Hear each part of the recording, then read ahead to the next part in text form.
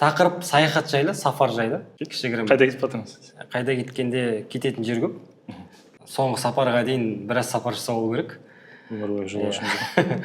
Кішігірім енді әркімнің өзінің былай айтқанда сапар жайында опыты және шейхіміздан кішігірім шариғатта ол жайлы не айтылады, не бар, қандай нәрселер бар, может дұрыс емес жерлері бар шығар, мүмкін пайдалы жерлері бар шығар деген сияқты.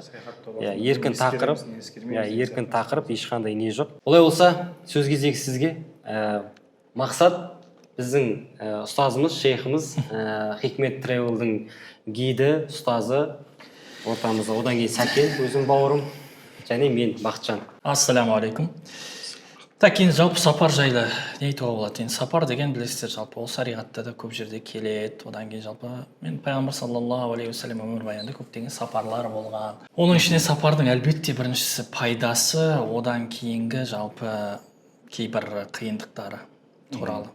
Біздің ғұламалар кейбір нәрселерді айтқан кезде көп нәрселерді оның пайдасы мен зиянын және ең бірінші жалпы ол жерден шыққан нәтижені айтып кетеді. Одан кейін енді имам Шафиғи рахимаулла өзінің жалпы атақты болған бір шиары бар, яғни ол туралы тағарраб анил аутани, отаныңнан жыраққа кет, ол нәрседе көптеген пайда бар дейді. Әлбетте оның ішінде жалпы ғылым, одан кейін жалпы білімге қол жеткізу, одан кейін әдеп алу, одан кейін жалпы мына соның ішінде біздерге керек болған нәрселер ол жалпы иктисабул маиша дейді, яғни мына мал табу өнері. Жалпы көптеген нәрселерді соның ішінде айтып кеткен.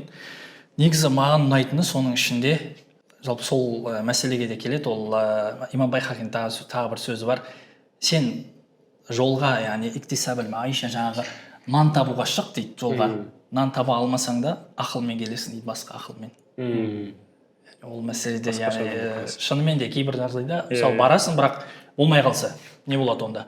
Онда еш нәрсе, жалпы ол жерден сен бір керек болса, жаңағы шердің ішінде де нейді, жалпы нан табуға немесе жаңағы әдебін алып келуге де бар болады да, ол жерден бір нәрсе үйреніп келуге. Сол үшін біздерге керегі негізгі ең алғашы жалпы сапарға шыққан кезде әлбетте ол біріншісі ниет, дұрыс ниет болу.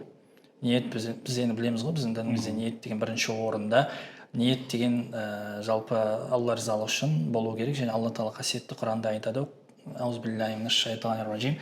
Қул сиру фил арди, және жер бетін кезіңдер жаратылыстың қалай пайда болғанына ойланыңдар дейді. Жалпы сол аяттың тәпсірінде де көптеген енді ғұламалар, тәпсіршілер айтады ғой, бірінші кезекте ол жердегі мағына ол жалпы адамдардың түр әлпетінің басқа екендігін, яғни басқа жерге барғанда басқа адамдарды көресің. Алла тағала бірдей қылып жаратқан ғой баршамызды. Одан кейін екінші жалпы мәдениеті басқа. Кейбір жерден шынымен де көптеген бір әдеп алып келуге болады. Алдында бір кісі айтады да, осы бір араб мемлекетіне барған, ол жерде адамдар ашуланса, бірден салауат айтады екен. Бірден салауат айтады. Яғни мысалы кез келген нәрсе бір нәрсеге ашуланып кете ма? Аллахумма салли аля саййидина Мұхаммад. Біз қалыптасып кеткен олар. Айқайласып кетеміз ғой енді. Ана кісі айтады, шынымен де мына жақсы екен дейді. Жолда келе жатқан кезде біреуге ашуың кетіп қалады, бірақ не істейсің? Жалпы ашуланып кетесің ары қарай. Ең бірінші сондай нәрсе. Енді одан кейін жалпы мына бірінші сапарға шыққан кезде андай бір қызықтар болады, жалпы қиындықтар. Әкесі жақында сапарға барып келдіңіз ғой. Ана пайғамбар саллаллаху алейхи ва саллям айтады да, ас-сафару қитъатун минал азаб дейді. Сапар азаптың жартылай бір бөлігі дейді. Немесе кішкентай бір бөлігі дейді. Машақат, шынымен де кейбір нәрсе жоғалып қалса, қандай қиын болады. Саған керек нәрселер. Енді жалпы біз умраға неге барамыз ғой, сапарда көптеген қиындықтар болады. Соның ішінде жалпы адамдардың заттары жоғалу. Енді бізде жұбатып қоямыз мына жақтан, сынақ қой деп. Бірақ ол да негізі кейде өтпей қалады. Ананың ішінде ең маңызды киімдерің болса, заттарың болса. Сапар сонысымен де қызық, одан келгенде қызық қылып айтып отыратын. Бізде сапарда мысалға көп қой, өзі шығады, немесе жаңағыдай жігіттер болып шығады, немесе отбасымен шығады мысалға. Ол жерде енді мысалға өзіндік тоже шариғатта да бір әдептер бар, да? өзінде сондай қандай әдептер негізгі сақталу енді жалпы сапарға шыққанда негізгі ең жақсы нәрсе ол бір адамды басшы қылып сайлап алу. әмір ма әмірлікке алу да Соған бағыну одан кейін. Жалпы енді ол нәрсе қатты соңғы кезде Аллаға шүкір дамып келе жатыр. Алдында да бір кісілер айтады, осылай осы кісіні әмір қылып қойдық дейді. Умраға 12 адам болып келген ғой. Сол кезде бір жігіт арасынан шығарып, соны әмір қылып қойдық дейді. Бүкіл жаңағы ақшаны соған жинап береміз, сол қарайды да. Біздің басымыз ауырмайды дейді. Жауапкершілікті алады. Шынымен де солай. Негізгі жаңағы 3 адам шықса, біреуін әмір қылып алу. Енді одан кейін бір кісі келіп Омар радиаллаху анхуға, яғни бір жігіт екінші жігіт туралы, бір адам екінші адам туралы айтқан кезде дейді. Сонда жаңағы Омар радиаллаху анху сұрақ қояды екен да оған. Сен онымен сапарға шықтың ба деп. Жақсы немесе жаман деп айтып жатқан кезде сен онымен сапарға шықтың ба дейді. Кейін жаңағыдай және дирхаммен, динармен онымен қарым-қатынас құрдың ба дейді. Яғни саудаластың ба дейді. Болмаса сен оның я жақсы я жаман екенін айта алмайсың. Ақиқатында адам сапарда ашылады. Сол үшін сапарды жаңағы хадистің жалғасында айтады, ол сапар азаптың бір бөлігі және ол сендерді кейбір қажеттіліктеріңнен тыяды дейді. Мысалы, ұйқың дұрыс болмай қалады. Сүйетін нәрсені істей алмай қаласың. Сапарда сондай қиындықтар болады. демалғың келеді, жатқың келеді, бірақ жүру керек болып қалады деген сияқты. Иә. Сол үшін сондай бір кішігірім қиындықтар болады. Бірақ әлбетте сапар пайдасы көп қой. Өте көп. Мына әлемге ашылу. Жалпы мына алдында бір кісінің осылай подкастын көріп жатырмын, сапар туралы. Ол кісі көптеген мемлекеттерге сапар шеккен екен. Сол кісі айтады да, ең көп сапар шеккенім дейді, мемлекетімнің іші дейді. Бізде жалпы андай маңызды болған сапар, ол әлбетте тек шетелге болу керек. Жоқ. Бізге мысалы қазір Ақтауға да Маңғыстауға да шетелден келіп жатыр ғой. Бірақ кейбір маңғыстаулықтар өздері бармаған ол жерге. Әрине, біздің де бармаған жерлеріміз қаншама. Сол үшін жалпы ең көп сапарға шыққан адам деп ол кісіні шақырып отыр, қонаққа барып, ол кісі айтады, мен отанымның ішінде көп сапар шеккенмін. Көбі шынымен де солай түседі ғой, сапар, саяхат десе бітті, жаңағыдай шетелге, яғни елден кету деген сияқты. Сапар енді оның ішінде жаңағы 90 километр, 100 километр асты сапар. Жалпы одан кейін мынандай сұрақ қояды. Сапар ол зәрулік па, немесе ол ақшаның көптігінен ба дейді. Яғни осындай бір сұрақ қояды. Алияд-дарура дейді, зәрулік, әмір рафахия дейді. Рафахия деген ол бай болуынан дейді. Бір ғалым кісі, бір хаким, сондай бір жақсы бір кісі, сол кісі айтады енді сапар туралы. Ол ақиқатында зәрулік дейді. Онда ешқандай бір ақшаның тасып баратқанынан емес дейді. Зәрулік себебі жаңа имам Шафидің өзінде бір жағы атақты болған шиғырында айтады ғой, табарруджул хам дейді. Яғни қиындықты тастап кету, немесе қиындықтан жалпы мына мұң қайғыдан құтылу дейді. Сапарға шығу. Одан кейін иктисабул маиша, мал табу, немесе әдеп. Әдеп деген ең үлкен нәрсе. Жалпы сапарға шыққан кезде бар ең жалпы керемет нәрсе әдебін, кейбір адамдардың тәрбиесін алып келу. Одан кейін сапарда араб тілінде сафара деген, яғни сапар деген сөздің өзі шығуы дейді. Адамның жалпы сапар деген сөздің шығуы түбірі адамның нағыз бет бейнесін көрсетуі дейді. Яғни ол немесе аслаха дейді, жақсы болады дейді, немесе жаман болады дейді. Сол бет бейнесін нақты көрсетуі сапарда болады екен адамның. Сапарға шығу керек, әлбетте көбірек сапарлату керек. Иншалла, жаңа айтқандай жалпы ол зәрулік негізі. Ол байып баратқаннан емес та. Бәкесі, өзіңіз жалпы жақында бір ұзақ сапарға барып келдіңіз. Мәдениет демекші шынымен де адам әдеп үйренеді деп отыр ғой. Енді көп елде болған жоқ, бірақ Азия өте қатты таңғалдырды мені. Индонезия жақпен Малайзия жақтар қатты таңғалдырды. Әдеп жағынан адамды құрмет қылу, сыйлау, бастарын бүйтіп кішірейіп тұруы. Енді ол кейде жоқшылықтан да болатын шығар. Енді мысалы олар мемлекет, Индонезия мемлекет қатты бай мемлекет емес қой негізінде. Халқының жағдайы, бірақ өте қарапайым, қызмет көрсеткенде де жұмсақ сөйлеседі. Мысалы арабтармен барсаң ондай емес қой. Мысалы арабтар өзіңіз жақсы білесіз арабтар қандай екен да. Бірақ жаңа Азия, Индонезия, Малайзия жақтарда кәдімгідей тек үндемей тұра берсең де бетіңе қарап сен қашан сөйлейді екен деп күтіп тұрады да. кішіпейілдік басым. Шыққанда да жаңағыдай бүйтіп басын бөгіп жаңағы артыңмен айналмай шығып кетеді. Яғни қызық дүниелер бар. Өздерінің фитратында бар болып туылған сияқты ғой. Соны көріп шынымен де әдепті үйренесің. Тағы да бір айтатын нәрсе, біз мысалы Сәке екеуміз Стамбулда 2022-де 3 ай тұрған кезде жаңағы Эрхан әбилермен бірге жүрген кезде түріктермен андай момент болды да, машинамен 2 машина бүйтіп келіп қалып, Эрхан әбидің былай айтқанда прав жерді, бірақ ана машина не прав, жаңағы ходжам не болды саған, бәрі дұрыс па, бәрі жақсы ма деп анаған дұға етіп жатыр да. Былай қарасаң біз прав болсақ біттік қой, ана жерге көп түсеміз ғой.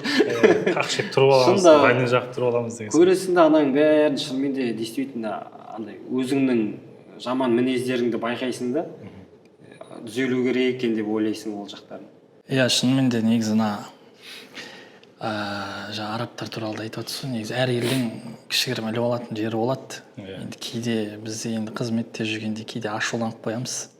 Жаңағыдай ол кісілерде мына сапарда жүрген кезде де енді біздің барып келгендер біледі, қажыларда әр елдің салты басқа, иті қара қасқа дейді ғой. Бізде кейбір жаңағыдай жест дейді ғой, мынандай нәрселер. Ол жаңағы не болса бізде кішкене басқа мағынада қолданса, ол жақта басқа мағына, ол жақта үйренуің керек та, сен оған көнуің керек. Сол үшін кейбір мынаны білмейтін адамдар да, мысалы мынау нені білдіреді, яғни итальянецтарда бұл басқа нәрсе, бір нәрсені түсіндіргісі келіп жатады дейді, түсінші мен деген сияқты, бірақ арабтарда мынау не нәрсе, бүйтеді, оған қалай түсінеміз? Біздікі не ма бұл? Әлде олар сабыр деген сөз ғой. Күт, сабыр сақта деген сөз. Енді сабыр ет. Кейде мен өзім солардан жұқтырып келемін. Мысалы, жаңағыдай бір нәрсені шешкім келіп тұрады ғой. Тезірек шешкім келіп тұрады, бірақ ол кісілердің алдында тағы 1-2 адам бар. Мысалы, біз осы жақта болған кезде, дүкенде қарапайым тұрған кезде бір нәрсе сұрап жүрсек, бізге айтып жібереді, анаған айтып жібереді. Жоқ, ол бір адамға фокус ұстайды. Бір адаммен сөйлесе, соның проблемасын бітіреді, кейін кезек саған келеді. Ол кісілер солай, жалпы оған да үйреніп келе жатырмыз, жалпы барып күтіп тұрамыз, қашан босайды екен деп. Әйтпесе ол жаңағыдай босамай тұрғанда ашуланып қалса, кейін уже босаған кезде де саған назар аудармай қояды. Сол үшін шынында сол нәрсені байқадым. Бізде мысалы дүкенде тұрған адамдардың өздері бірдеңе теңге, анау бірдеңе теңге, мынау бірдеңе теңге, бәріне свежий ма деп нақты сұрақ қойғанның өзінде. Команда еще ренжімейді ғой, бәріне күшті жауап беріп жатыр. Ол жақта дейді, бірдеңе десең бүйтеді, сөйлемейді де ғой, саған сөз шығын емес, жест жасайды. Ойланып қаласың ба? Қазақстаннан енді барып жатқан кезде бүйтіп қалса да, бұлар да басқаша екен. Ойланып қаласың. Сол айтты да тұрасың ба сөйтіп. Біздікілер мүмкін содан шыққан шығар, кішкене күтетуші деген сияқты. Сосын қазір басқаша болып кеткен шығар. Былай андай топпен барған кезде сіз енді гид болып жүрсіз да, жалпы оңай емес та. Біреуге біреуді сопровождать етіп алып бару, оны мысалға бір адамның алып барғанның өзіне оның өз қалауыңызды ысырып, оның қалауына қарай бағынудың өзі оңай нәрсе емес та. Енді ана жерде 60 адамның қалауы болған кезде, оның барлығы үшін бір жерден шықпайтын болса қиын ғой мысалы. Олардың жас ерекшеліктері де әртүрлі ғой.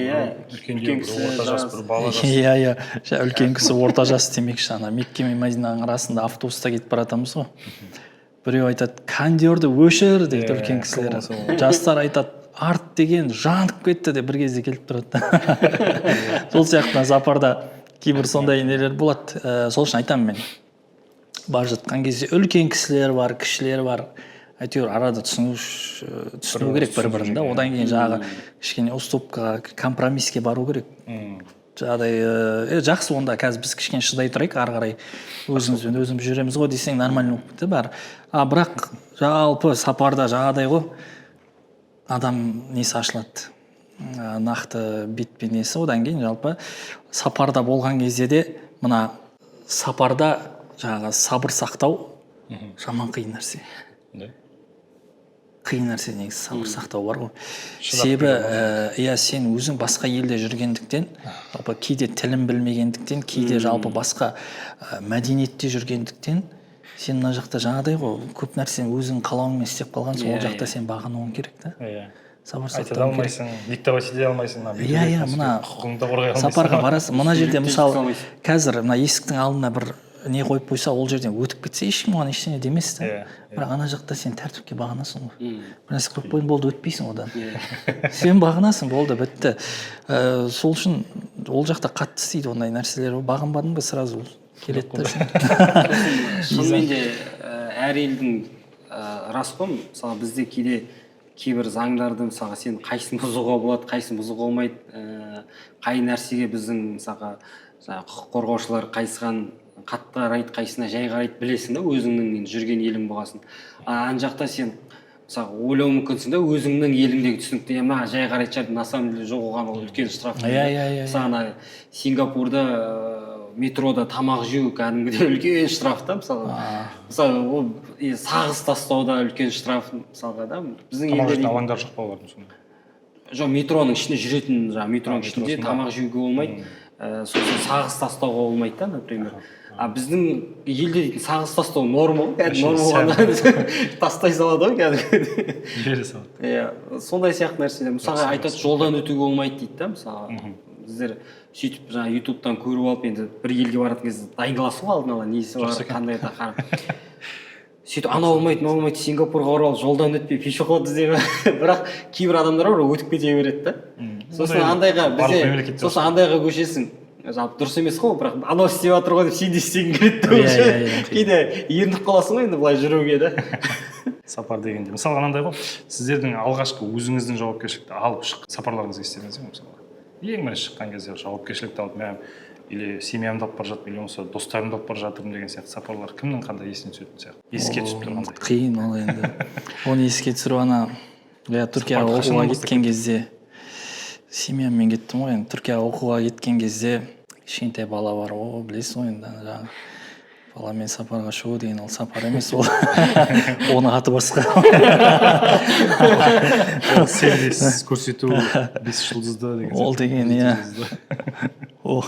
Сол үшін жалпы онымен барасың, жаңағыдай аэропорттан түсесің, қолында біздер енді қазақтар қолымызда қарайған нәрсе бар. Барлығын алып кеткенсіз. Пойызға тамақ алып кететін сияқты. Самолетке де алып кетемін. Соңына дейін көшіп барады. Ана шығатын 9-шы есікке жетем дегенше шыдам жоқ. Барып алып кезге жаңағы таксидің қымбат арзанына қарамайсың ғой, жақсы кетсек болады. Сондай қиын болған менде. Өзіңде қандай не болды? Білмеймін, менде қазір есіме түсіп тұрғаны үлкен сапарлардың бірі жауапкершілікті алып кететін деген сияқты. Яғни мен біреудің жетегінде емес, біз бірге кетеміз деген сияқты. Сол 2018-де біздің көлікпен шыққан сапар сияқты меніңше. Яғни ол бір өзім шыққанды айтпаймын, бір өзім шыққан кезде ешқандай таныссыз, тамырсыз Америкаға кетіп жатқан кезім қиын болды маған. Мысалы соны айтып берсем, жалғыз өзің. Иә, Америкаға 2011 жыл ма, 2012 жыл ма, 11-12 жылдарда, 11 жыл ғой, 2011 жыл Америкаға кету, ол былай болған, Ақтаудан Москваға ұшасың, Мәскеуден ары қарай Нью-Йоркқа, Нью-Йорктан сосын Хьюстонға. Тікелей не жоқ, тіке болмаған, иә. Ең бірінші мына жақтан Ақтаудан ұшып кету жарайды енді, түсінікті деген сияқты. Бәріміз ұшып көреміз, білеміз. Мәскеуге барған кезде ең бірінші маған кездескен нәрсе тамақ жағы болды. Өйткені ойлайсың, көп бұлар шошқаны жейді деген сияқты ойда қалған. енді 2011 жылдары ондай нәрселерді көп ойлай алмайсың, бірақ сол қорқыныш сияқты нәрсе. Тамақтан қатты ашығып барып, аэропортта да арзан емес, 7-8 сағаттық па бір пересадка болған. Сосын барып қарасам, морской деп тұр, клеймер, морскойлар. Қараймын, андай кішкентай осьминогтар сияқты, щупальцалары бар бірдеңелер. Жейдім ақыры соны. Енді судан шыққан нәрсе ғой енді. Жейдім айдабыз. Әйтпесе қазір басқа бірдеңе жеп қойсам тағы бір деп. Ол жерде енді орысшаны былай білеміз ғой енді. Бірақ бір қиын болған нәрсе сол Нью-Йоркта. Өйткені терминал ауыстыру керек болды. Ол жерде менің ағылшыншам ол кезде енді come to the blackboard ғой, who is on duty today ғой. Good morning children ғой, біздің бәрі білетініміз. Сөйтіп барып тұрған кезде сенің терминалың басқа жақтан пойызға отырып кетесің деген түсінгенсің. Қай жақтың пойызын айтып тұр, мен неге самолетпен ұшатын едім ғой деген сияқты ойда. Аэропорттың ішіндегі пойыз, метролар. Терминал мен терминалдың арасында жүретін пойыздар ғой. Менде конфликт болып жатыр да миымда. Мен негізі самолетпен кетемін. Мен білемін ғой, плейннің не екенін, трейннің не екенін деген сияқты да. Сен неге маған трейнді что-то оқытып тұрсың деген сияқты. Қолқа шақтап, бірақ мінесің, енді амал жоқ. Өйткені уақыттан қысып бара жатыр. Айтады, сен қазір мініп кет, мынаға мінесің, ана жақтан түсесің, бір остановкадан түсесің дейді. Сөйтсе терминал мен терминалдың арасында ұшып келген терминалың басқа, ұшып кететін терминалың басқа. Одан пойыздарына мініп, сол айтқан жаңағы басқасынан түсіп, оның өзінде сосын қақпалар бөлінеді ғой, гейт. Гейт 1, 9, 10 көп үлкен ғой, Нью-Йорк болғасын. соның 9-шы ма қақпасынан шыққан сияқтымын. Ол да біраз жүресің, барып ана жерге барам дегенше де күмән ғой ішінде. Дұрыс келе жатырмын ба, дұрыс келе жатқан жоқ па. Біреулерден сұрақ қоясың, андай жетім ағылшынша мына жерге дұрыс баратырмын ба, билетті көрсетіп қоясың. Мынау ана шетелге тілді кішкене білмейтін жерге шыққан кезде жестикуляция қатты кетеді ғой. Барынша сақаулардың тілін түсініп кетесің, барынша кім не деп жатқанын жобалап кетесің қас-қабағын ары. Сөйтіп ақыры барып отырып самолетіңе уже жеткен кезде ең бір уф деп ішіңдегі босайтын уақыт болды ғой негізі. Әйтпесе оған дейін де Мәскеуден Нью-Йоркқа дейін неше тағы 10 сағаттап 13 сағат па сондай ұшқанбыз ғой. Андай қорқыныш болған жоқ па басында? Мысалы вообще мынандай қызық болды негізі. Планетаның бір шеті ғой былай айтқанда. Ең бір нәрсе келген кезде андай ғой, самолетке емес, үлкен самолет болғасын жаңағы мемлекет арасы. Мемлекет арасы болғанда даже мына материкте материк ұшақтың да. И анау үлкен екен де самолеттің ортасында 4 орын, ана жақта 3 орын, 3 орыннан деген сияқты. Анау баяғыда көретін едік қой киноларда. Бірдеңе болса террорист деген сияқты. Сол кезде еске түскен ғой, сондай самолетпен оказывается болады екен ғой дегенде. Біздегідей андай 3-3-тен емес та, ортасында бір коридор ондай емес. Екі түрлі коридоры бар, адамдар тұрады, жүреді. Анаған бірінші кіріп қалған кезде сол ой келеді. Қызық ойлар ғой, аслында жассың ол кезде. Сондай сияқты қиыншылық болды. Бірақ енді ары қарай кетіп бара жатқан кезде, бәрі басқаша ғой. Сағат мүлдем мына жақта күн болса, мына жақта түн. Мысалға қазір бізде бір число 12-сі болса, оларда әлі 11 болып жатады деген сияқты қызықтар. Доллар уақыт, теңге емес, метр емес, басқаша есептейді. Бәрі түгел, температура емес, басқаша, бәрі басқаша да. Өзіңді сезінесің, Марсқа кетіп қалған сияқты. Басқаша.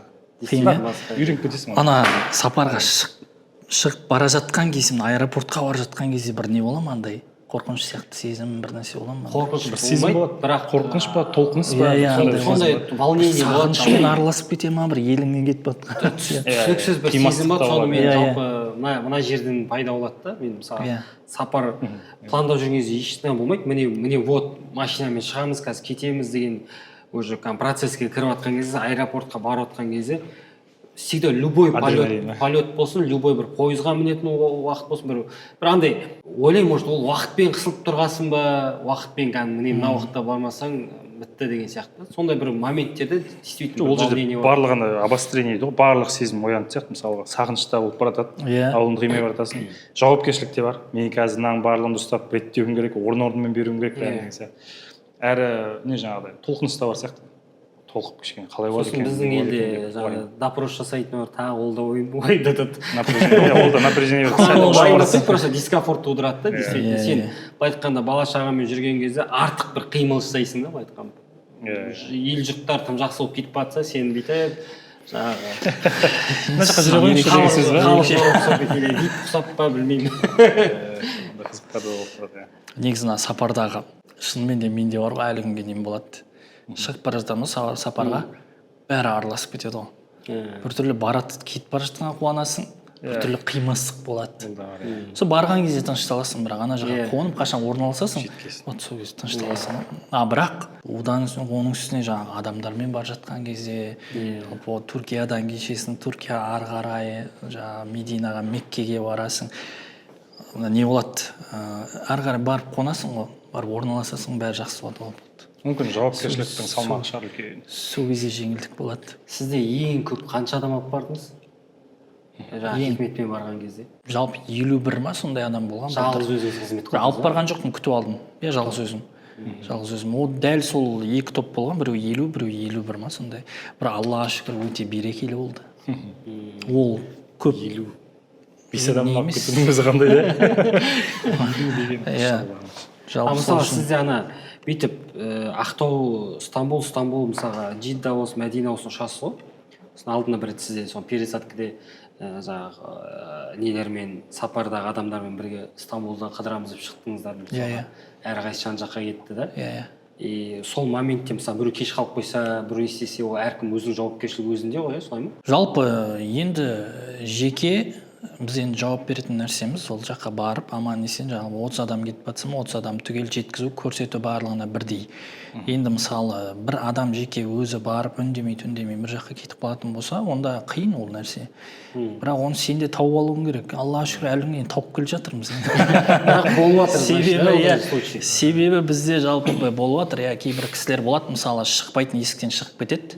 Одан кейін кіру үшін басқа есікке бару керек, одан тек қана шығарады, кіргізбейді. Иә. Мысалы соны түсінбейді кейбір адамдар, енді далаға сыртқа шығып келейін деп сөйтіп шығады, кейін кіретін кезде қиналып қалады. Мысалы сол қиын. И одан кейін мысалы сенде не жоқ, телефон жоқ, интернет жоқ, сеть жоқ, байланыс жоқ. кейбір үлкен кісілер бір жерге барып Wi-Fi сұрап кіруді оны да білмейді. Сол жағы қиын. Енді бірақ Аллаға шүкір осы уақытқа дейін ондай нәрсе болып көрген жоқ, әрі қарай болмайтын шығар енді. Дегенмен сапардың бір қиындығы да сол негізі. Сонысының сынақта жауапкершілік берсін. Иә. Жалпы мысалы сапар шегіп жүрсіз, шетелде де көрдіңіз ғой, енді Азия жақты, сіз Америка жақты. Андай бола ма, мысалы бізде соңғы кезде сапарға келетін туризм дамып жатыр ғой, енді келетін адамды таксистер алдайды жаңағы, одан кейін жалпы кейбір дүкендер немесе басқа бір адамдар жеке алдауға алады. Сізде болды ма ондай? Мен таксидің алдануына тек қана Түркияда түскен шығармын.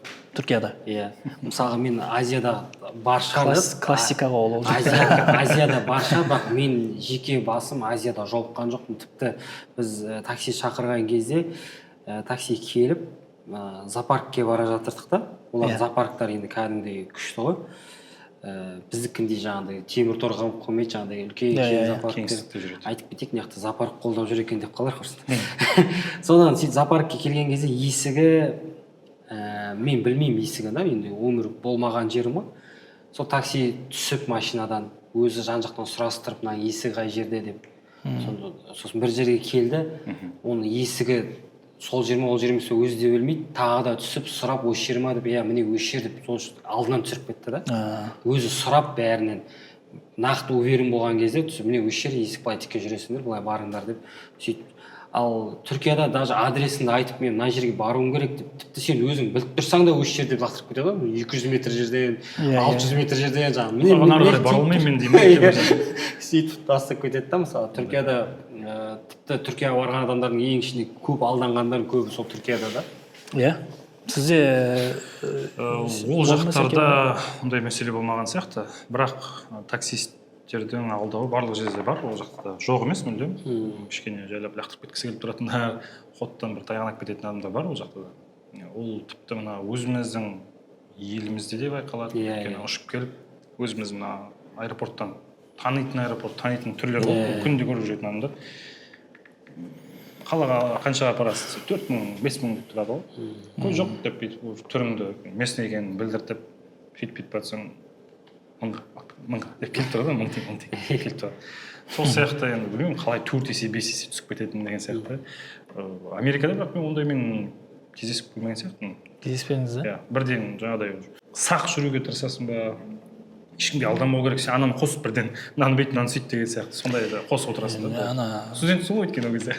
Иә, минал ғариб дейді ғой, жаңағыдай ғаріп бір нәрсе, шынымен де бір андай мұсылман елі адамдар жалпы бірінші орынға негізі адалдықты қою керек, одан кейін алдамау керек келген адам, себебі сенің бір әрекетіңнен оның Қазақстан туралы бүкіл ой пікір қалыптасады ғой негізі. Басында келген кезде да.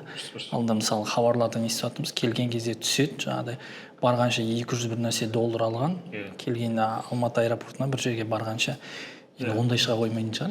40 мың, 60 мың деп алып алған дегендер сол неміз Астанада, Алматыда болған. Қазақ болды мысалға да, тілді білмейтініміз білеміз, біздің өзімізді сөйтіп жүрген кездер болды ғой. Мысалы 1000 теңгеге келістік па, жеткен кезде 1500 болады ғой деп бетіңе қарап тұрады ғой. Не істедің дейсің. Жаңа ғана келіскеніміз қайда 1000 теңге деп аэропорт. Сол мына мұсафир деген негізі мұсафир деген енді сапарға шығушы адамды айтады ғой. Сол үшін де ғой негізі намазын қысқартуға болады, оразасын тағы басқа. Мына машаққат болады ғой сапарда. Ал сен оған келіп тағы мына жақтан тағы да машаққа шектіріп отырсың да. Сол үшін бірінші кезекте негізі келіп тұрған адамды ойлау керек сияқты, сондай мәдениет қалыптастыру керек сияқты. Себебі мына Ақтауда Аллаға шүкір соңғы жылдары біз алдында неге барған анау Қараман-ата сол жақтарға барған көп шетелдіктерді көрдім. Келіп жүрген жайлап келіп жатыр. Иә, оларға да бір Осы жылы Маңғыстаудың өзі ерекше жасылданып жатыр ғой оның үстіне. Иә. Бұрынғы дейтін кәдімгідей жаңағы малдар қырылып сөйтіп жатса, қазір енді Алла береке беріп қойды да. Аллаға шүкір. иә, кешеде бір нәрсе қуантты, айрақты жаққа көп барып жатыр ғой қазір. Енді жаңағы мемлекеттің ішіндегі сапар деген сияқты ол да бір сапар ғой негізі. Барып жатыр адамдардың көбісі. И басында 1-2 видео болды, жаңағыдай лас тастап кетеді, дәл солай қалай ішеді, жейді. Бірақ соңғы кезде тазалап кетіп жатыр екен бәрі, алып кетеді, пакеттерімен барады, бірге Өте жақсы. алып кетеді. Сол үшін біздің, Аллаға шүкір, негізі әлі неміз бар сияқты, үйренеріміз көп, көп негізі өте жақсы. Жайлап қалыптаса береді. Былай заман емес, жайлап үйреніп келе жатыр да.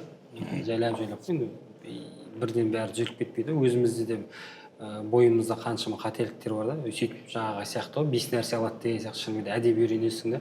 Шетелге шығу арқылы ананы көресің, ананы көресің. Даже шетелдің бір жаман әдетін көріп те осылай болмауым керек деген сияқты әдепті алып кетесің. Жақсыдан үйрен, жаманнан жирен деген сияқты. Шынында солай да.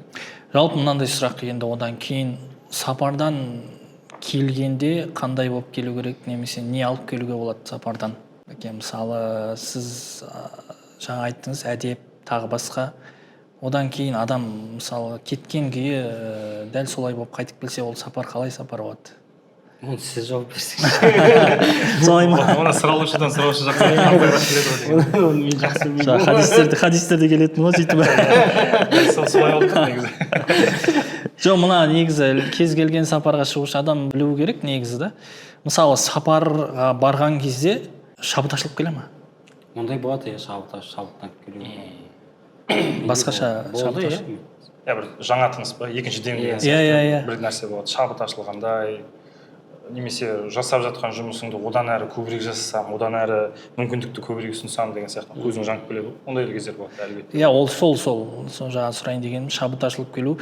Одан кейін қанша мысалы сапар шегіп тұру керек сіздің ойыңызша, мысалы жылда? Ой, мүмкіндік болса ғой, ол мүмкіндік болса. Мысалға менің сапарларым бұрынғы соңғы сапарларымды зерттеп бүйтіп қарайтын болсақ, бұрын жылына бір рет бір елге шығу деген болды да. Иә. Болды дегенде түсінік емес негізінде. Бірақ Алланың қалауымен өзі солай болып қалып жатты да.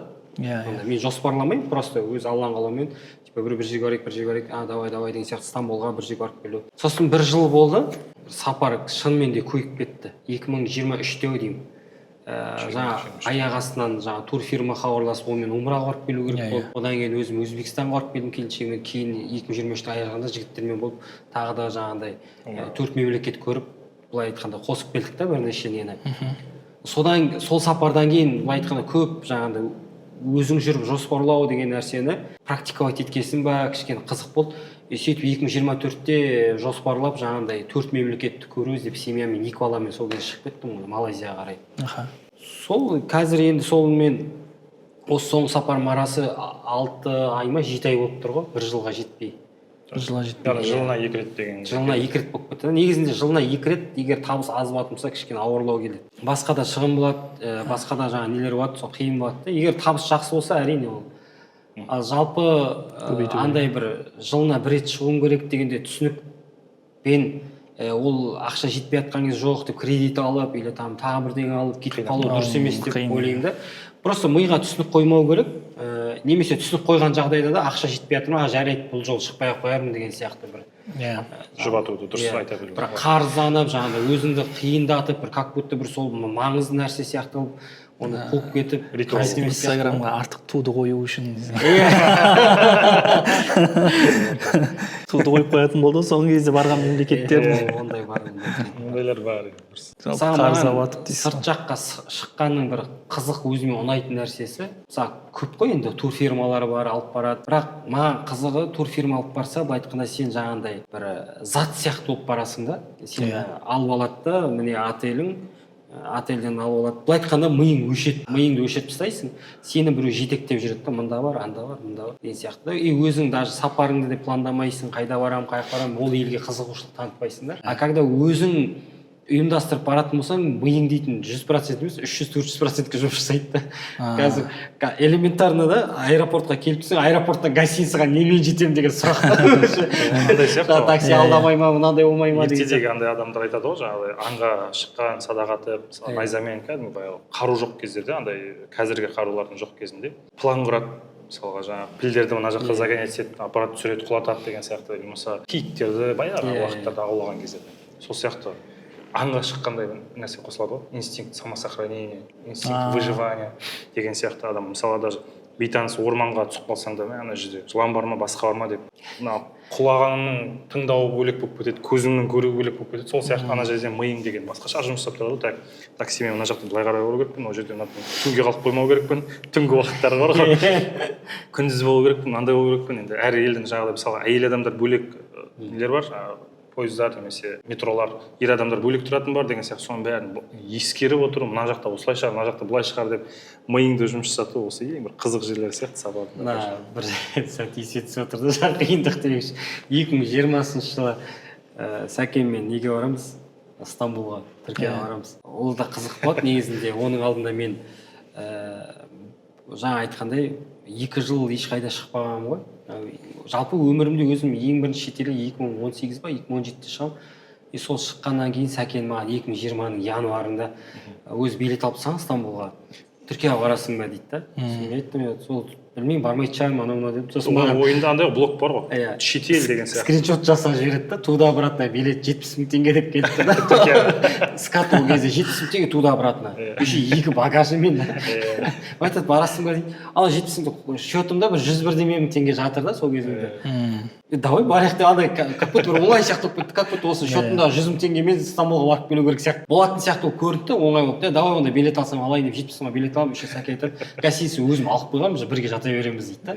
Болды, онда билет алсам болды екен ғой деген сияқты. Сөйтіп кетеміз, кеткен кезде жаңа Түркияға келеміз, алғашқы келген күніміз.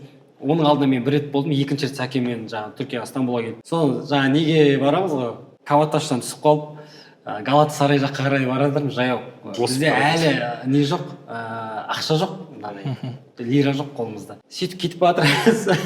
Алдымызда жаңа счетка жасайтындар бар емес пе? Аяқ киім жасайтын. Счетканың фокусы шығады ғой. Бүк деп түсіп қалады да.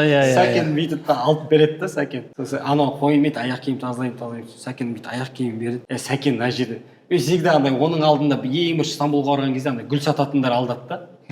Гүл әкеліп тастайды, хади алып алып ақша бер.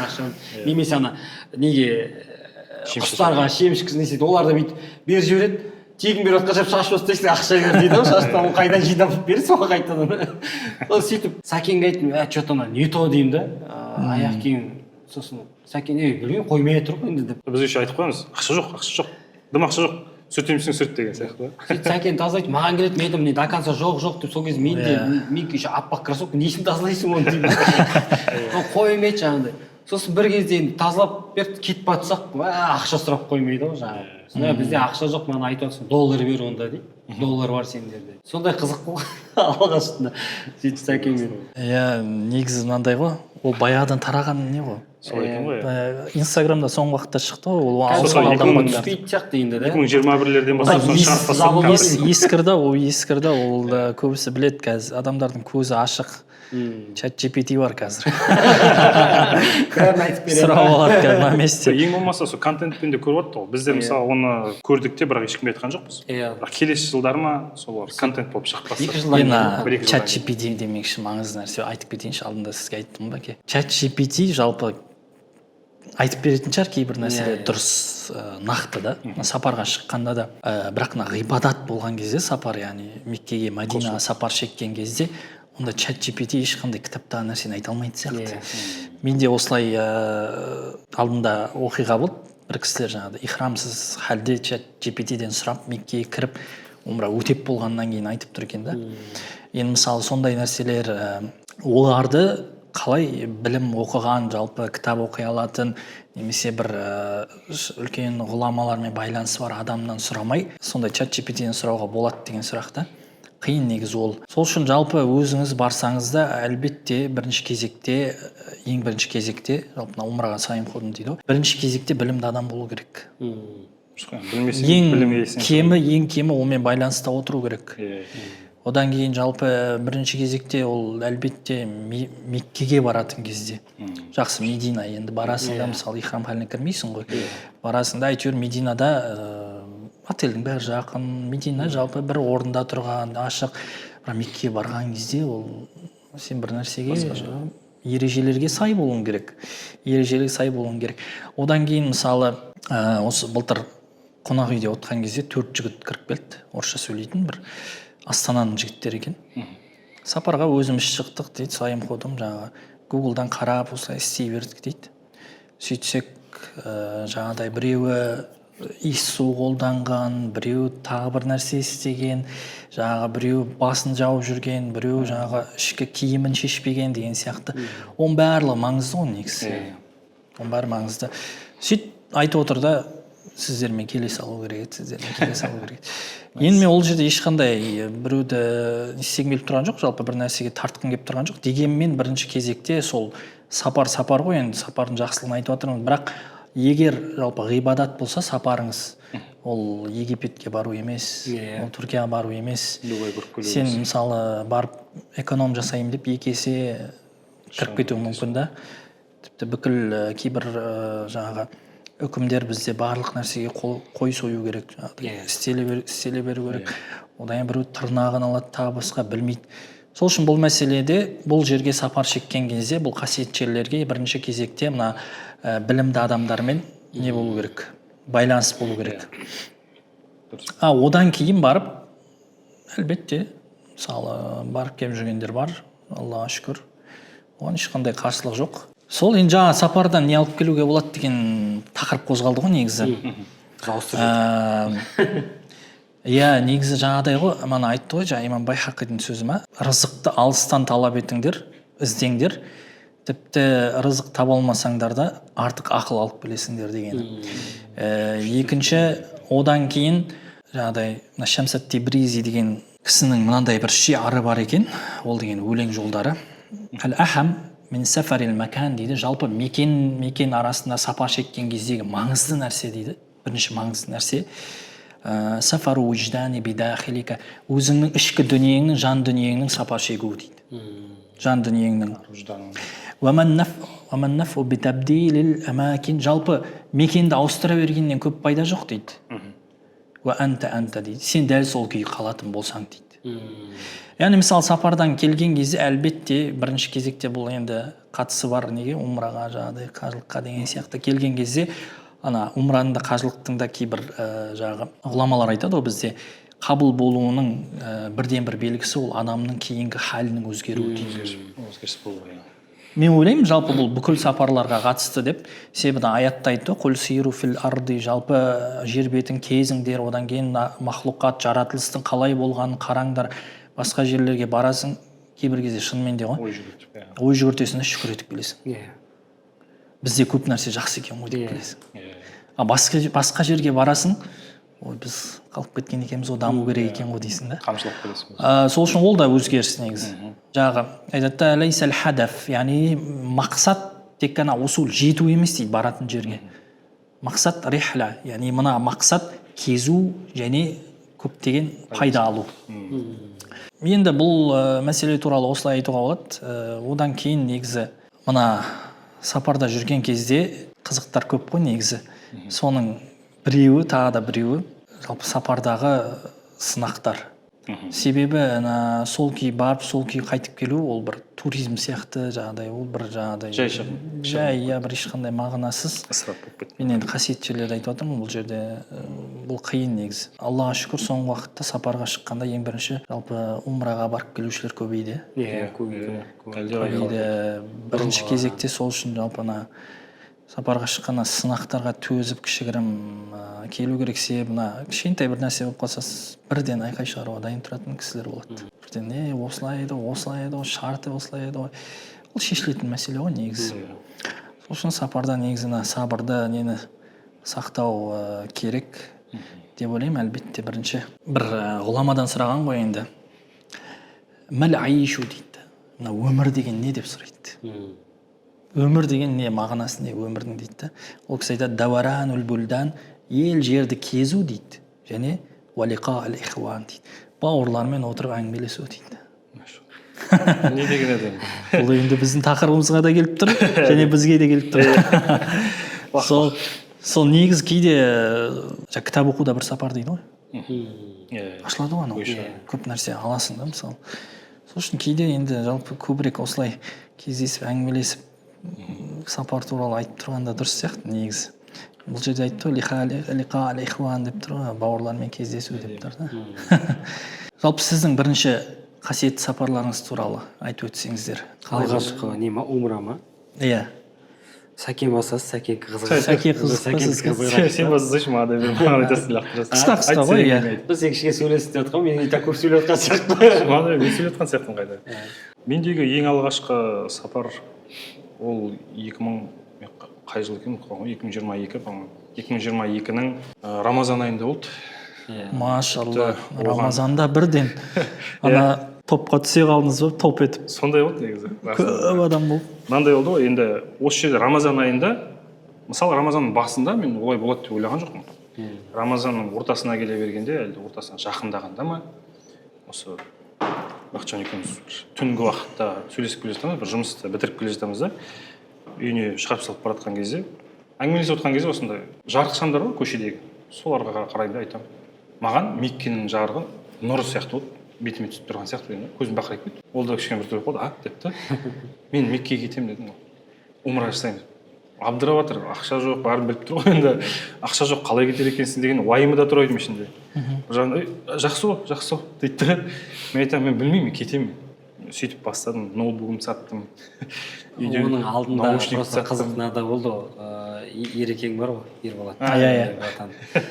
Ол да сөйтіп жаңағы мен кетуім керек деп сөйтіп қателеспесем біреу билет алып бере ма сондай болады. Тек тудасына билет алып берген сөйтіп кетіп қалады ғой. Сөйтіп кездесіп жүргенде мен кетейін деп жатырмын деп қуанышты хабарым қалай келетінімді білмеймін дейді, кетіп барады жай намазбен ұшып бара жатсам да кетіп бара жатырмын әйтеуір бірге кетейік те сол кезде қалып қойдым иә сөйтіп сол Рамазанның басында сөйлесіп жүрдік өйтіп. Иә, мен оның алдында январда уже барып келгенмін ғой. Содан кейін менде қатты не болған жоқ та. Біз Стамбулға барамыз деп мен соған ақша жинап жүрдім да, енді умраға барып келгесін мен Рамазанда бару деген ойда болған жоқ. Бірақ бірінші умраға барып келдім да. 2022-де. Сөйтіп Ерекең кететін болып, жаңағы Сәкен екеуі жаңағы қызып, жайнамазбен болып ұшып барсам да ұшып барамын деп жаңағы қоймай. Сондай әңгімелер болған ғой тіпті. Айтам Ереке сіз баратын түріңіз бар. Сөйтіп басталған. Сөйтіп бір кезде айтамын енді мен кетемін деп. Жаңағы айтқан ноутбугымды сатып жатырмын, үйде не бар, AirPods бар ма, мына тіпті телефонды қоятын подставка дейді ғой. Соны да шығарып сатып жатырмын ғой OLX-та. Не бардың бәрін сатып жатыр. Сөйтіп билет басында шығады, билетті аламын. Ой бар, мен барып тұрмын дегенде. Иә. Қайтатынға да билетті өйтіп адамдар көмектесіп жатыр. Кейбіреулер ниетімді уже білгесін, мә көмектесейік дейді. Ораза айында барынша енді щедрый, Аллаға шүкір, көбейіп кетеді ғой. Былай уақыттан көбейіп кетеді, мә кәдімгідей бір обратно билетті алып қоямын. Бірақ енді қонақ үйге алуға қымбаттау көремін да. Сосын бір жағынан ойлаймын, негізі мен ихтикафқа кеткенім жақсы еді ғой деген ниетте жүрмін ғой. Иә. Рамазанда. Өз-өзіме айтамын. Маған 5 жұлдызды, 7 жұлдызды қонақ үйлер керек емес. Мен аспанның астында, миллион жұлдыздың астында жатсам да, кордонның астында жатсам да, сол Әл-Харамның тұсында жүрсем болды маған. Бітті деп кеткен ғой сөйтіп. Сөйтіп баратқанда қызықтар болды әрине, сапардың өзіндік қызықтарымен. Ең бірінші бірақ осылай мендегі умра осылай кетті да. Және бара жатқанда қаншама рейсіңнің өзі қызық қой деймін да. Ақтаудан Шымкентке ұшқан ғой. Шымкенттен Алматыға даже сол прямой рейс жоқ қой. Прямой жоқ. Ең арзанына жаңағы қол жетімдісіне елдің ішінде пересадкпен жүр ғой. Иә, Ақтау, Шымкент, Алматы, Дубай, Жиддаға кеттім. Дубайдан Жиддаға кеттім. Сол Дубайдан ихрам халіне кіріп еще бауырлар болды. Бірнеше рет барған бауырлар екен, солар да бір жағынан айтып осылай боламыз. Иә, ол жақсы ондай кезде. Жақсы. Бір жағынан Ерболаттан хабарласып қоямыз, қалай еді, былай еді. Жаңа недегі қызығымды айтшы, Дубайда уақыт шатыстырып алған. Дубайда сыналып қалдым кішкене. Өйткені жаңа жігіттер айтады, бізде көп уақыт бар, Сәкен, бізбен бірге жүресің ба дейді. Иә. Мен негізі Дубайдың жаңағы несіне аэропортында жата берейінші деген оймен болғанмын. Кеттік әлі сағат көп, уақыт көп. Бізбен бірге жүресің, тамақтанып аламыз, бүйтеміз, істейміз, ауыз ашамыз сияқты. Болды деп жақсы деп барғам, Дубай молға барамыз бәріміз. Дубай мол дейді, қараймын, көремін күшті. Фонтан дейді, не болады. Қарадым, болды күшті екен деп қарап. Сосын бір кезде сағатыма қарасам, самолеттің ұшатынына 1 сағат 10 минут бар, сондай уақыт қалып қойды асықтай. Мен білемін ғой, 40 минут бұрын бізде жабылады деген бар еді.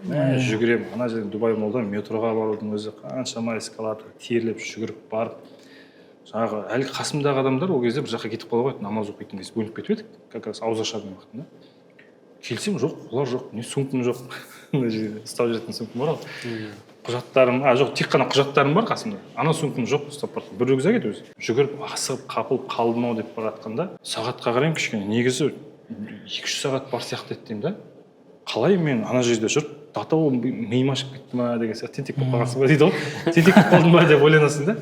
Сөйтіп қапыл жүгіріп барып ең соңында барсам ашылмаған әлі. Неден болды десем, мынау интернетке сәл бір кіріп шыққан екен ғой телефон. Местный уақыт ауысып кеткен ғой. Сағат ауысып кете салған ғой, сөйтіп 2 сағат разницамен. Сөйтіп ақыры мә тәубеме келіп, болды, енді маған дүниесі керек емес, қосымша аэропортта ана құжатымды ұстап отырмын, аналар деген 1 сағаттан кейін келіп бардым. Сөйтіп сумкамды алып келіп қызық болған сонда.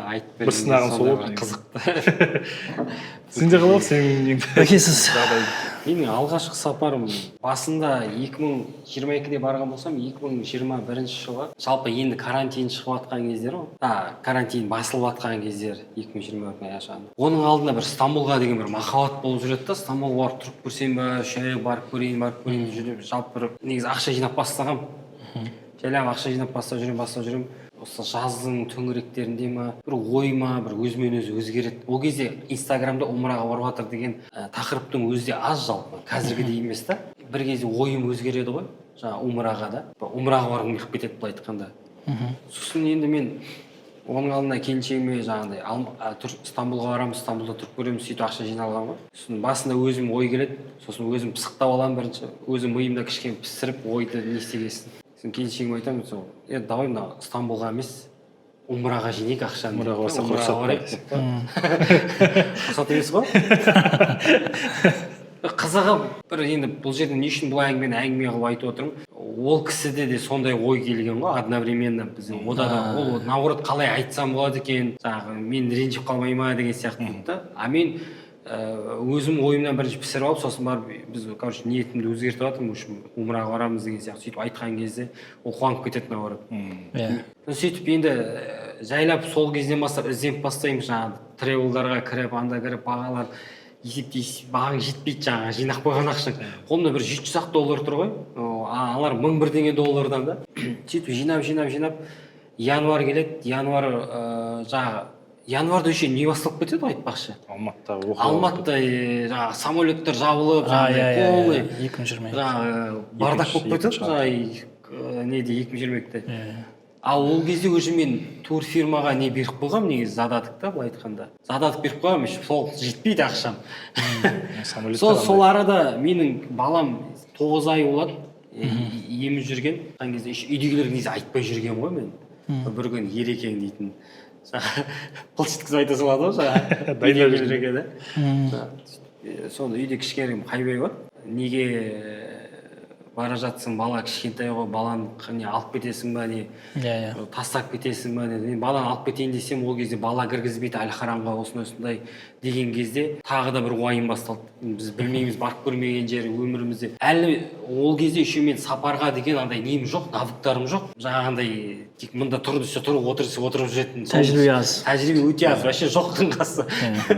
Сөйтіп жүрген кезде үйде көп қарсылықтар болды, именно балаға қатысты. Баланы уайымдап, олар өзім екінші жағынан ақша жетпей жатты. Сөйтіп жаңағы турфирма тауыламыз, Айбек ұстаз кетіп батыратын турфирмамен. Сонымен кетіп, жаңағы Ерекең сөйлесіп береді турфирмамен. Қалған ақшасын келгесін беретін қылып та.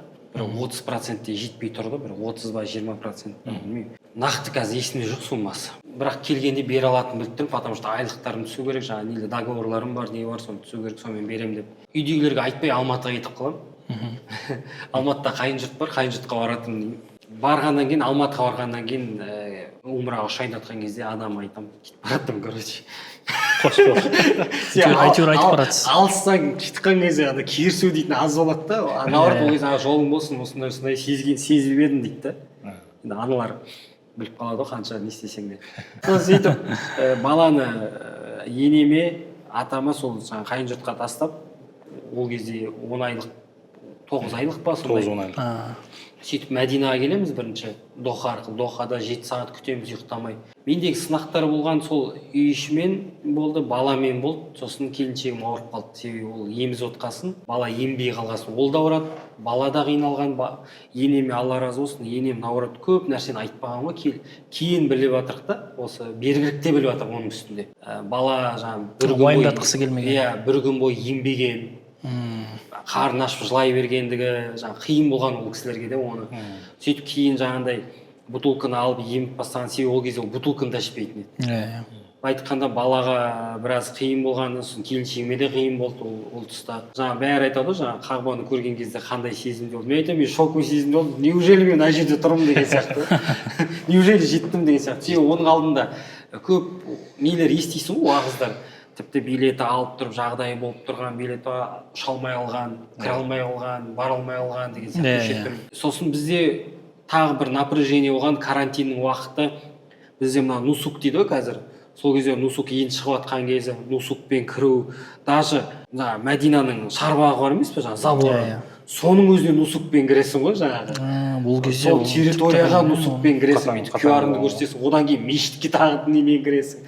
Раудаға кіру вообще проблема. Сосын Қағбаны жаңағы полный жауып тастаған, ешкім бармайды Қағбаға. Полный жауып тастаған, ешкім ұстамайды. Сосын сапта тұрғанда ортасын ашып тұрасың, сондай кезі ғой. Бірақ оның бір енді қазір ойлап отырсаң, оның да бір хайыры бар да. Яғни адам аз кезде барып алыппыз да біз. Адам аз кезде вообще сағаттың алды тап-таза кезде бардық қой айтқанда. Мен барған кезде сағат қандай? Бүйтіп жүгіріп жүруге болады, ана айналасында бүйтіп жүгіріп, ешкім сені тоқтатпайды. Сондай бір ажиотаж жоқ кезде, колобалық жоқ кезде бардық қой. Колобалық жоқ кезде ма? Негізі сол бірінші барған кезде негізі адам аз кезде бару керек сияқты. Жалпы да. Мен наоборот сияқты мен ананы көрдім ғой. Одан кейін ештеңе емес сияқты. Бір көргенде кейін. Одан кейін жалпы барсаңыз, ешкім жоқ қой деп қаласыз. Мына жерде мынандай екен деп қаласың. Қайда жүр алдындағылар деп. Енді бұл жерде мына қасиетті жерлерге сапар шеккен кезде кез келген жерге бара жатқанда ойланасың ғой, негізі қалай болады деген сияқты. Бұл жақта да көбірек ойлану керек та. Одан кейін әсіресе үлкен кісілермен баратын кезде міндетті түрде жалпы адам аз уақытты таңдау керек сияқты. Енді әлбетте Рамазанда жасалған умра пайғамбарымызбен саллаллаху алейхи уассалам жасалған қажылыққа тең. Одан кейін жалпы адам көп кезде жалпы әсер көп болады деп айтуға болатын шығар. Дегенмен негізі мына әсер бергіңіз келсе, өзіңіз қызмет еткіңіз келсе, ол кісілердің енді бірінші кезекте ол кісілер енді бірінші рет шығып тұрғандықтан ондай сапарға әлбетте бірінші кезекте жүректері қайтып қалмау үшін адам аз кезде бару керек. Себебі ода тұрған пайда бар. Одан кейін бізге ол жақта көбінесе бізге тисе қоймайды, байқайсыздар ма? Тексеріс, тағы басқаны Бангладеш, Индонезия, олар 250 миллионнан көп қой адам саны. Олар тексереді кәдімгідей, бұл жаққа апарып, жаңағы визаны алдарына шығартып. Мен оны байқаған. Сол үшін жалпы енді өзім жеке немді айтатын болсам, сапарым енді Қағбаның алдына келген кезде әуелі бізде енді көп мен оқуда жүрген кезде баруды ойлап жүргем көп. Балдар барып келетін, бізде өздері Түркияда жүрген кезде Түркия арқылы барады, келеді, жаңағыдай 2 рет, 3 рет барып келген жігіттер болды. Бірақ бізде білмеймін, жол түспеді. Одан кейін ойладық, енді ақыр соңында осы хикметпен бардық қой. Алғашқы барған кезімде Қағбаны көрген кезімде шынымды айтайын, ондай қатты бір не болған жоқ. Әсер болған жоқ.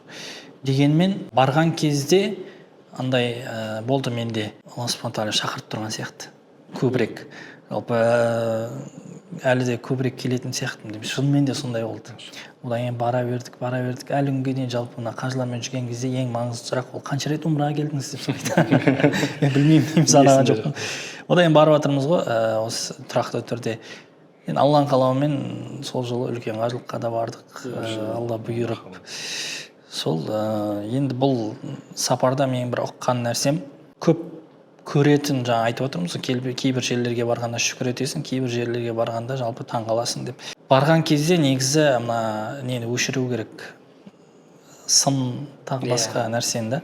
Себебі сынай берсең зат көп ол жақта да. Сол үшін кейбір кісілер келеді енді мысалы үлкен лауазымда болған немесе танымал кісілер келеді да кейбір нәрселерге таң қалады. Мысалы мұсылмандар осылай айтады, ана жақта олай емес деген сияқты. Бірінші кезекте жердің өзі қасиетті, адамдар емес. Адам өзгереді, адам ертең иншалла мүмкін 5 жылда 10 жылда кейбір нәрселер түзелер, жақсы олар, үміт етеміз. Сол үшін біз ол жаққа әлбетте жүрегіміз тартып, пайғамбарымыз бұйырып, алла тағала бұйырып тұрғандықтан барамыз. Қалған нәрселерге көзімізді жұмамыз да иншалла қайтып келеміз. Кез келген сапарға шыққан кезде бірақ менде андай қосылып тұрмайды екен, кірпияздық дейді ғой.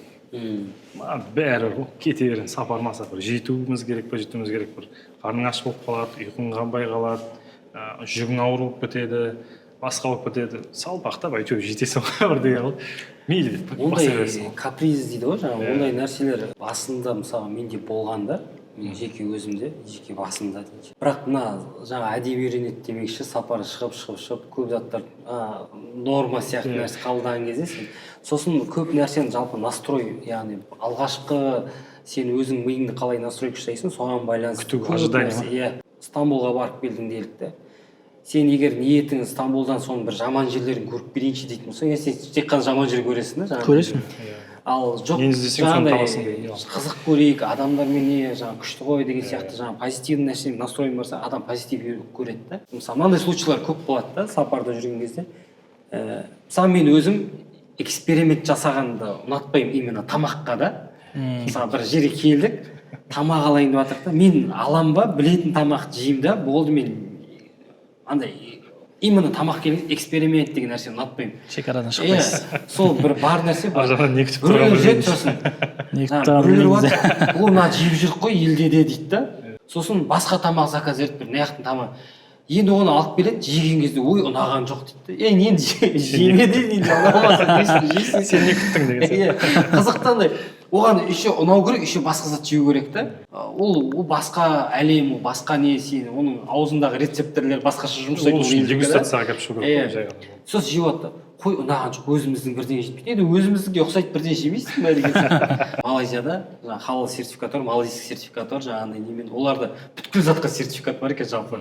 Малайзияда көп екені қатты қарайды екен. Даже жаңағы New Balance'тың кроссовкасының шошқаның терісінен жасалған жазылып қалған ғой, шошқаның терісінен жасалған деп ескертіп қойған. Оны жақында Түркиядан тапты ғой, соны штраф салды ма? Малайзияда ол кәдімгідей тастайтын қай мемлекет деп? Сол Малайзияда шошқаның несімен пакетпен оралып тұрып ұстасаң жаңағыдай ештеңе етпейді деген сияқты. Малайзияда жалпы қатты қарайды екен жаңағындай нелерге да, жаңағы халал неге. Сосын жаңағы нелер лаунжге кірген кезде де барамын да кішкене салып аламын. Мынандай салып аламын, видик аламын да жеп қараймын. Потому что көп елдерде шынымен де ащы ғой. Мына Азияда да тамақтар ащы, арабтарда да тамақ ащы. Жалпы түріктерде де бар ащы тамақ негізінде. Көп. Біздер ой деймін осы қазақтар ащыны қатты ұната бермейтін да. Ащыны бөлек біз қарастырамыз. Бөлек қараймыз. Ащы жейтін уақыт болады дейсің ғой. Үндістер, Қытайлар олар ащы. Соны мен тексеріп қараймын, ащы емес бола ма, жеймін да. Ащы бола ма, жемеймін. Бүйтіп тексеріп алып жүремін да. Себебі бір рет сондай бір неге ұрындым да. Түрі дейтін кәдімгідей біздің жейтін тамақ болып тұр екен да. О, мынау макарон ба бірдеме ғой. Оны өзіміздің кірәшке ғой. Сөйтіп алып аламын, жеп қалсам аузыма кірген кезде ана күйдіріп жүреді ғой ауызды. Дәл қалай салдым, солай амал жоқ қою керек болды да. Бір жағынан жаның ашиды екен тамаққа да. Еще олар бүйтеді ғой. Жаңағы тарелка сама салып тұр ма, түк тастай береді да.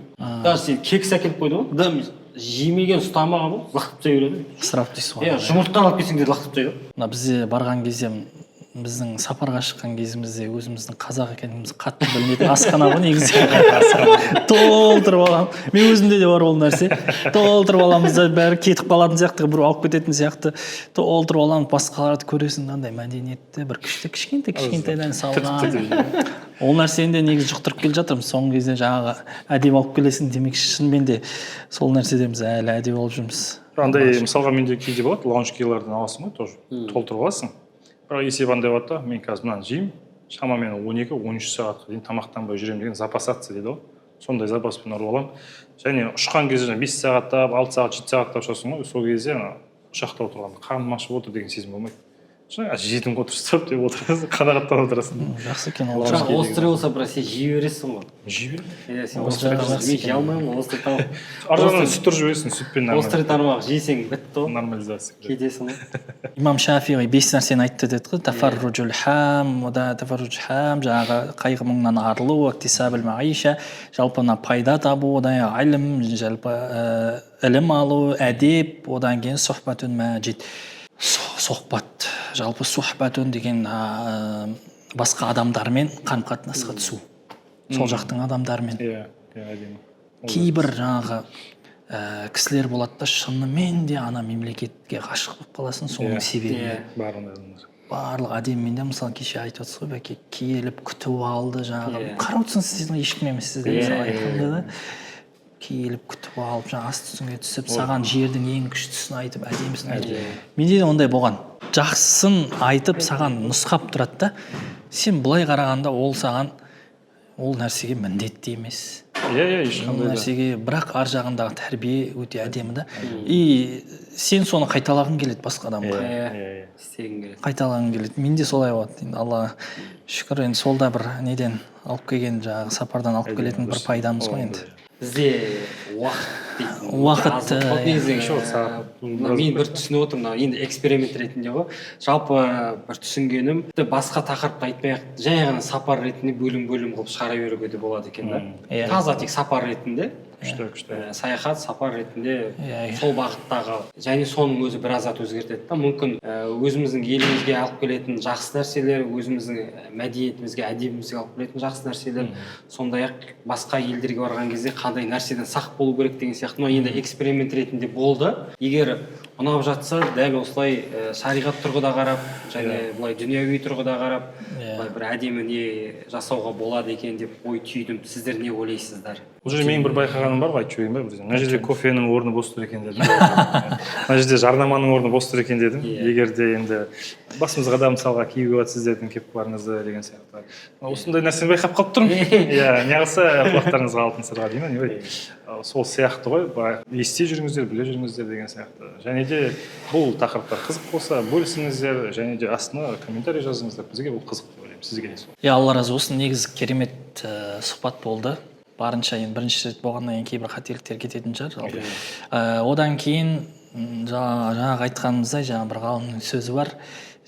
Өмір деген не деген кезде не дейді? Дауаранул бүлдан, ел жұртты кезу, одан кейін сұхбатул ихуан дейді, жаңағыдай достармен бірге әңгіме құру дейді. Шынымен де кейде бір адаммен әңгімелесу арқылы да біраз жеңілдеп қаласың. Аллаға шүкір, жалпы әдемі әңгіме болды. Ары қарай басқа тақырыптар болса мүмкін тағы да талқылармыз алда. Сәкең айтпақшы, бұл жер кішігірім бос. Біздің атауымызда жоқ қой, атауымызды егер тауып берсеңіздер, ана жерге жазып қойған. Атын қою керек, аты жоқтар бар ғой. Аты жоқ деген аты болу керек. Аты бар подкаст жасаймын дейсіз. Аты болу керек. Ойлап отырмыз, жаңағы сапар жайлы айтып мұсафир деп жаңа сіз айтып отырдыңыз ғой, сол сөзге қарай мұсафир деп қоюға болады екен деп бір ой келді. Болады, егер ол жаңағыдай ол бар ма екен әлде? Енді мұсафир деген бірақ енді мынандай ғой, біздерде мұсафир басқа мағына, мүсәпір деген андай жағдай жоқ бұлар басқалар деген сияқты. Сондай болып отыр ғой.